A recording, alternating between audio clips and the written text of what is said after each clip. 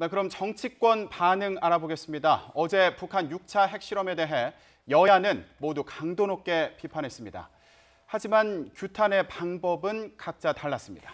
네, 자유한국당이 국회 보이콧을 하면서 국회 차원의 결의안에 참여하지 않았습니다. 김희수 헌법재판소장 후보자 인준안은 오늘도 통과되지 못했고 국회의장이 파행에 대해 사과하기도 했습니다. 네, 국회 취재기자 연결합니다. 장하영 기자.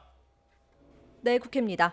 네, 오늘 국회에서는 대북 결의안을 채택했죠. 네, 추미애 대표의 교섭단체 대표 연설이 끝난 직후 국회는 북한 6차 핵실험 규탄 결의안이라는 이름의 대북 결의안을 채택했습니다. 북한의 도발 행위가 체제 유지에 아무런 도움이 되지 않는다는 걸 분명히 하고 국제적 고립과 자멸을 초래할 수 있음을 엄중히 경고한다는 내용이 포함됐습니다. 아침 회의에서도 야당들은 북한에 대한 강력한 규탄 메시지와 함께 문재인 정부의 대응을 비판했습니다. 각 당 반응 들어보겠습니다. 불과 4개월밖에 되지 않았는데 5천만 대한민국 국민들이 핵 인질이 되었습니다.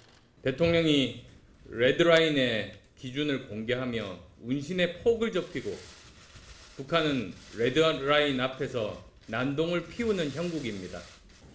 국군 통수권자로서의 대통령은 이 상황을 어떻게 관리하고 어떻게 해결할 것인지 국민들에게 직접 설명하고 국민의 이해와 협조를 구해야 할 걸로 봅니다.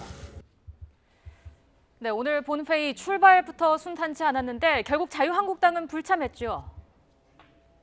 네, 일단 본회의장 입장 전부터 로텐도 홀은 자유한국당 의원들의 피켓 시위로 북적였습니다. 자유한국당은 김장겸 MBC 사장의 체포영장 발부에 반발하면서 국회 보이콧을 이어가고 있는데요. 본회의에 앞서 피켓을 들고 공영방송 장악 음모 중단하라 등의 구호를 외치면서 항의를 했습니다. 더불어민주당 손혜원 의원이 동영상을 촬영하고 또 바른정당 하태경 의원이 그만하라고 항의하면서 작은 충돌이 빚어지기도 했습니다. 당시 상황 잠시 보시죠. 당신은 보수정당 9번 속이는 거야! 야, 네가 어떻게 네 입으로 보수를 임명을 해? 아, 그만해! 네, 자유한국당 의원들은 피켓팅을 끝내고 대검찰청과 방송통신위원회 등을 항의 방문하면서 장외 투쟁을 이어갔습니다.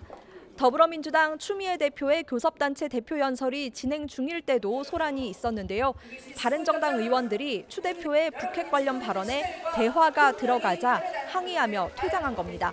이후 북한 6차 핵실험 규탄 결의안 채택 때도 내용이 잘못됐다며 주호영 바른정당 원내대표가 잠시 중단시키는 장면이 연출이 되기도 했습니다.